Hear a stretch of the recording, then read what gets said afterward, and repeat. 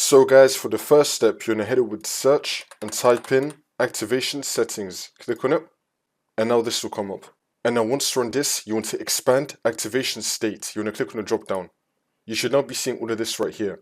So the first thing we're going to try is going to be seeing change product key. Next to it, you want to click on change. Try to re-enter in your product key again right here, and then click on next. See if that works for you. If that's still not working, then we're going to click on cancel. For the second method, we're going to click on troubleshoot. And then once this comes up, if it detects anything, it will try to fix it for you. If not, we have some things we can do down here. So first, you can contact support to get help. See if that works. If not, then maybe your activation key is not genuine. So you can go to the Microsoft Store and then purchase a genuine one.